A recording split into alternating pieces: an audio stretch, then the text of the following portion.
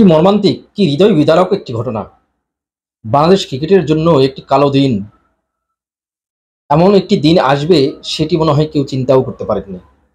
ঘুণাক্ষরেও কেউ টের পাননি যে যুক্তরাষ্ট্রের কাছে বাংলাদেশ দল সিরিজ হারবে। কারণ যুক্তরাষ্ট্র টিমের অবস্থান কোথায়? যুক্তরাষ্ট্র টিমের অবস্থান ১৯তম, আর বাংলাদেশের অবস্থান ৯ নম্বরে।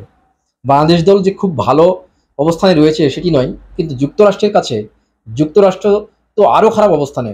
তাদের কথা কেউ চিন্তাও করে না যে তারা টি-টোয়েন্টি ক্রিকেটে খুব বড় কিছু করবে, টি-টোয়েন্টি ক্রিকেটে ভালো কিছু করবে, এমন কোনো ঘটনাও কিন্তু তাদের নেই। সম্প্রতি তারা কানাডার বিপক্ষে ৪-০ ব্যবধানে টি-টোয়েন্টি সিরিজ জিতেছে, সেটি তাদের প্রথমবার সিরিজ জয় কানাডার বিপক্ষে। যে কানাডা এবার কিন্তু আঞ্চলিক বাছাই পর্ব খেলে বিশ্বকাপ খেলার যোগ্যতা অর্জন করেছে, আর যুক্তরাষ্ট্র তাদের বাছাই খেলতে হয়নি। এই প্রথম তারা বিশ্বকাপে অংশ নেবে। সেটি আগের ম্যাচেও বলেছিলাম, আগের ম্যাচে বাংলাদেশ দল যখন তাদের কাছে হেরেছে সেই ম্যাচের পরে বলেছিলাম যে যদি তারা আয়োজক না হতো তাহলে হয়তোবা বিশ্বকাপ খেলার স্বপ্ন অধরাই থেকে যেত। সেই যুক্তরাষ্ট্রের কাছে, যুক্তরাষ্ট্রের মাটিতে বাংলাদেশ টানা দ্বিতীয় ম্যাচ হেরেছে টি-টোয়েন্টিতে, এবং টানা দ্বিতীয় ম্যাচ হারার কারণে বাংলাদেশ কিন্তু সিরিজও হেরে গেছে যুক্তরাষ্ট্রের কাছে। এই ঘটনাটি ২০১২ সালে স্কটল্যান্ড সফরের কথাটি মনে করিয়ে দেয়, তবে সেটির চেয়েও তিক্ত অভিজ্ঞতা হয়েছে এবার। তার চেয়েও লজ্জাজনক একটি ঘটনা ঘটেছে এবার, কারণ স্কটল্যান্ড তবু তো বাংলাদেশের কাছাকাছি শক্তির একটি দল সেই সময়ে বলা যেতেই পারত। কারণ স্কটল্যান্ড যেহেতু অনেকবারই বিশ্বকাপ খেলে, বড় বড় দলকে তারা হারিয়েছে, ইংল্যান্ডকেও হারিয়েছে। সেই স্কটল্যান্ডের কাছে বাংলাদেশ একটি ম্যাচ খেলে একটি ম্যাচ হেরেছে। হয়তোবা ৩ ম্যাচের সিরিজ হলে কি হতো সেটি বলা যায় না, হয়তো বাংলাদেশ দল জিতেও যেতে পারত। তারপরে এই যে যুক্তরাষ্ট্রের কাছে বাংলাদেশের হার, এই হারটা কোনোভাবেই কি মেনে নেওয়ার মতো? যুক্তরাষ্ট্র দল তো সেরকম অবস্থানে নেই। হ্যাঁ, একটা সময় ছিল, সেটি ৩০ বছর আগে, যখন বাংলাদেশ দল আইসিসি ট্রফি খেলতো, সেই সময় যুক্তরাষ্ট্র এবং বাংলাদেশ সমান অবস্থানে ছিল। তখন কিন্তু দুই দলের মধ্যে বেশ প্রতিদ্বন্দ্বিতা হয়েছে। আজকেও যখন প্রতিদ্বন্দ্বিতা হচ্ছিল তখন কিন্তু অনেকেই ভেবেছিলেন যে বাংলাদেশ শেষ পর্যন্ত জিতে যাবে, কারণ প্রথম ম্যাচটাতে অঘটন ঘটেছে, যুক্তরাষ্ট্র একটি ফ্লুক ঘটিয়েছে, সেটি সবাই ধরে নিয়েছিলেন যে কোনো কারণে পচা শামুকে পা কেটে যায়, সেই ধরনেরই ঘটনার সম্মুখীন হয়েছে বাংলাদেশ দল, যার কারণে যুক্তরাষ্ট্রের কাছে প্রথম ম্যাচে ৫ উইকেটে হেরেছে। সেটি কত? ৩ বল বাকি থাকতে কিন্তু যুক্তরাষ্ট্র জিতেছিল। এবার ৩ বল বাকি থাকতে বাংলাদেশ পরে ব্যাট করে হেরেছে। এবার রান কিন্তু মাত্র ১৪৫, অর্থাৎ ১৪৫ রান করলেই বাংলাদেশ জিতে যেত। সেখানে বাংলাদেশ ১৯.৩ ওভারে ১৩৮ রানে গুটিয়ে গেছে। যুক্তরাষ্ট্রের বোলিং বিভাগ কি এতটাই শক্তিশালী? যুক্তরাষ্ট্রের বোলিং বিভাগে কি প্যাট কামিন্স কিংবা জাসপ্রীত বুমরা এই ধরনের কোনো বোলার আছেন? এই ধরনের কোনো বোলার নেই। তাহলে সেই দলটির সাথে এই যে আলী খান কিংবা নেত্রা ভালকার, এই দুইজন যেভাবে উইকেট একের পর এক তুলে নিলেন, কিংবা বাংলাদেশের ব্যাটসম্যানরা আসলে যেভাবে উইকেটটা দিয়ে আসলেন, তাতেই কিন্তু বাংলাদেশ দল হেরে গেছে।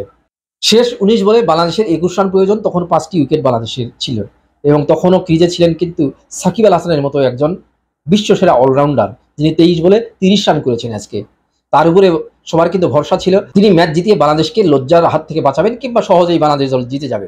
কারণ টি-টোয়েন্টি ক্রিকেট শুধু নয়, যে কোনো পর্যায়ের ক্রিকেটেই কিন্তু ১৯ বলে ২১ রান বর্তমান সময়ে একেবারে ডাল ভাত, একেবারেই ডাল ভাত। পরে ব্যাট করা যে কোনো দল কিন্তু এই সিচুয়েশনে অবশ্যই জিতে যাবে, কোনোভাবেই তাদেরকে হারানো সম্ভব হবে না যদি নিজেরা না হেরে যায়। বাংলাদেশ কিন্তু যুক্তরাষ্ট্রের বিপক্ষে দ্বিতীয় টি-টোয়েন্টিতে নিজে থেকেই হেরেছে, কারণ ১৯ বলে ২১ রান প্রয়োজন, ৫টি উইকেট হাতে রয়েছে।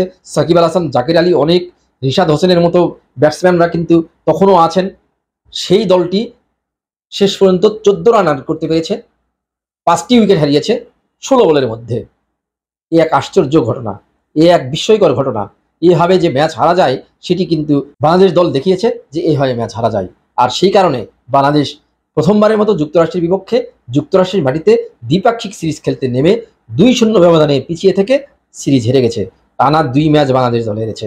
তার আগে কিন্তু ঘরের মাটিতে জিম্বাবুয়ের কাছে শেষ ম্যাচে হেরে গিয়েছিল।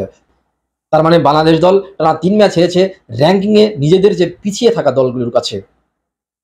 জিম্বাবুয়ের কাছে হারটা তবু মানা যায়। জিম্বাবুয়ের বিপক্ষে ঘরের মাটিতে বাংলাদেশ ৪-১ ব্যবধানে সিরিজ জিতেছে কেন? কারণ বাংলাদেশ দল নিজেদের মাটিতে খেলেছে। নিজেদের মাটিতে খেলার কারণেই হয়তোবা জিম্বাবুয়ের বিপক্ষে জিততে পেরেছে। কিন্তু যুক্তরাষ্ট্রের মাটিতে গিয়ে যুক্তরাষ্ট্রের বিপক্ষে জিততে পারল না। কন্ডিশন, উইকেট, যেই কথাটাই বলুন না কেন, যুক্তরাষ্ট্রের বিপক্ষে যদি জিততে না পারে কোনো দল, সেই দলটিকে আসলে র্যাঙ্কিংয়ে 9-এ থাকা উচিত নয়। সেই দলটির আসলে এবার বিশ্বকাপ খেলার কতটুকু যোগ্যতা রয়েছে সেটিও কিন্তু প্রশ্নের সম্মুখীন করে দেয়। বাংলাদেশ দল এখন সেই প্রশ্নের সম্মুখীন হয়েছে এবং নিশ্চিতভাবেই এখন সারা বিশ্বব্যাপী এই বাংলাদেশ দলকে নিয়ে রিসার্চ হবে এবং বাংলাদেশ দলকে নিশ্চিতভাবেই কোনো দল বিবেচনায় রাখবে না। বাংলাদেশের গ্রুপে কিন্তু এবার বিশ্বকাপে নেপালের মতো একটি উঠতি শক্তি খেলবে এবং তারা কিন্তু ইতিমধ্যেই তারা কিন্তু হিসেব নিকেশ শুরু করে দিয়েছে বাংলাদেশের বিপক্ষে ম্যাচটি তারা জিতবে। তার মানে বাকি যে 3টি ম্যাচ তাদের রয়েছে, নেদারল্যান্ডস, শ্রীলঙ্কা এবং দক্ষিণ আফ্রিকা, তাদের বিপক্ষে তারা এখন হিসেব নিকেশ করবে।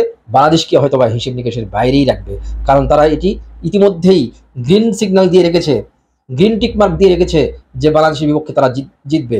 কারণ যেখানে যুক্তরাষ্ট্র শুধু আয়োজক হওয়ার কারণে এবারই প্রথম বিশ্বকাপ খেলার সুযোগ পাচ্ছে, যারা কখনো আগে বিশ্বকাপ খেলেনি। নেপাল কিন্তু সেটি নয়।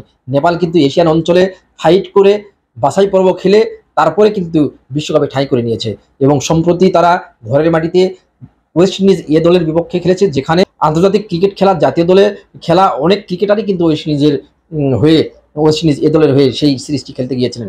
সেখানে কিন্তু নেপাল তাদেরকে হারিয়েছে। তার মানে বুঝতে হবে নেপাল কিন্তু বেশ শক্তিশালী দল। আগামী 15ই জুন ভোর 5টা 30 সেন্ট ভিনসেন্ট। কি ঘটতে চলেছে বাংলাদেশের সঙ্গে? সেদিনই বাংলাদেশের প্রতিপক্ষ কিন্তু নেপাল। শঙ্কা কিন্তু পুরোপুরি শুরু হয়েছে, পুরো দমে শুরু হয়েছে শঙ্কাটা। বাংলাদেশ দল এখন মুখ দেখাবে কি করে? বাংলাদেশ দল এখন টিকবে কি করে?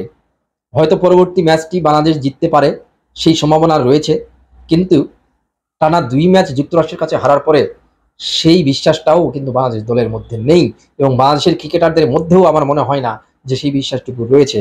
কারণ যেভাবে তারা আজকে খেলেছেন, যেভাবে তারা হেরেছেন, 5 উইকেট সাকিব আল হাসান আউট হওয়ার পরে, জাকির আলী অনেক আউট হওয়ার পরে যেভাবে তাদের মধ্যে থরহরি কম্প শুরু হয়েছে, তাতেই বোঝা গেছে যে এই দলের শক্তির গভীরতা কোথায়, এই দলের মধ্যে কতটুকু দুর্বলতা রয়েছে সেটিও কিন্তু একদম স্পষ্ট হয়ে গেছে। ডেথ ওভারে এদিন কিন্তু মুস্তাফিজুর রহমান এবং শরীফুল ইসলাম খুব ভালো বোলিং করে বাহবা কুড়িয়েছেন। মাত্র 144 রানের মধ্যে যুক্তরাষ্ট্রকে আটকে রেখেছেন। কিন্তু সেই সাকিব আল হাসান, যার উপরে সবাই ভরসা করেন ব্যাটে বলে তিনি দুর্দান্ত কিছু করবেন, সেই সাকিব আল হাসান আজকে একেবারেই বাজে বোলিং করেছেন। নিজের সেকেন্ড হোম, তিনি কিন্তু এখন বেশিরভাগ সময় যুক্তরাষ্ট্রেই থাকেন। যখন খেলা না থাকে কিংবা খেলা থেকে তিনি ছুটিতে থাকেন, খেলা থেকে দূরে থাকেন, তখন কিন্তু সেই যুক্তরাষ্ট্রেই থাকেন পরিবার সহ। সেই যুক্তরাষ্ট্রের মাটিতে তিনি পরপর 2টি ম্যাচ খেলেন, 2টি ম্যাচেই তিনি কিন্তু খুব ভালো করতে পারেননি। আগের ম্যাচটিতে বোলিং ভালো করেছিলেন, ব্যাটিং করেছিলেন খুবই জঘন্য। আর এই ম্যাচে জঘন্য বোলিং করেছেন, ব্যাটিং করেছেন কিছুটা ভালো, কিন্তু বাংলাদেশ দলকে বিপদে রেখে তিনি কিন্তু আউট হয়ে গেছেন। আর সেই কারণেই বাংলাদেশ দল কিন্তু হেরেছে। চিত্রটা কিন্তু এরকমই, উপর থেকে নিচ পর্যন্ত মাঝখানে প্রত্যেকটা পজিশনেই কিন্তু বাংলাদেশ দলের সমস্যা রয়েছে এবং সেই সমস্যাগুলো দূর করতে হলে দীর্ঘমেয়াদী একটি সময় দরকার। সেই সময়টুকু আগে পর্যন্ত বাংলাদেশ দল এইভাবে যদি খেলতে থাকে, একের পর এক লজ্জা পেতেই হবে। সবাই প্রস্তুত থাকুন, সামনে হয়তোবা আরও খারাপ দিন আসছে, আরও হয়তো কালো দিন আসছে। পরিকল্পনার অভাব, নিজেদের মধ্যে যে স্পৃহা, যে জয় পাবার আকাঙ্ক্ষা, সেটি যে একেবারেই নেই এখন, তা এখন একেবারে স্পষ্ট। কারণ টানা ব্যর্থতার পরে যখন এত আলোচনা নাজমুল হোসেন শান্ত, লিটন কুমার দাস, সৌম্য সরকারদেরকে নিয়ে হচ্ছে, তাদের মধ্যে কি একটিও সেই ব্যাপারে কোনো চিন্তা ভাবনা রয়েছে কিংবা তাদের মধ্যে কি এটি নিয়ে বিন্দুমাত্র তাগিদ রয়েছে যে আমাকে ভালো করতে হবে? একের পর এক তারা কিন্তু খারাপ করে যাচ্ছেন। বিশাল অঙ্কের টাকা কিন্তু তারা বেতন পাচ্ছেন, বিশাল অঙ্কের টাকা তারা পারিশ্রমিক পাচ্ছেন, ম্যাচ ফি পাচ্ছেন, এরপরেও তাদের পারফরমেন্সটা কিন্তু সেই হারে বাড়ছে না। অথচ বাংলাদেশের মতো একটি দেশ, যেখানে অনেক মানুষ কিন্তু না খেয়ে থাকছে, দ্রব্যমূল্যের লাগামহীন ঊর্ধ্বগতির কারণে হিমশিম খাচ্ছে সংসার চালাতে, একবেলা ঠিকভাবে খাওয়ার জন্য কিন্তু অনেক কষ্ট করতে হচ্ছে বর্তমানে বাংলাদেশের মানুষকে। সেই সময় তারা যখন এত আরাম আয়েশের জীবনযাপন করছেন, তাদের উপরে মানুষজন যখন একটু আস্থা খুঁজতে যাচ্ছে, তাদের মাধ্যমে যখন একটু আনন্দ পেতে যাচ্ছে, সেই তারাও কিন্তু বারবার ব্যর্থ হচ্ছেন। তারা বাংলাদেশের মানুষকে হতাশা, কষ্ট ছাড়া কিছুই উপহার দিতে পারছেন না। এভাবে চলতে থাকলে আসলে ক্রিকেট থেকে নির্বাসন চাওয়া ছাড়া আর তো কোনো উপায় দেখছি না। ধন্যবাদ সবাইকে।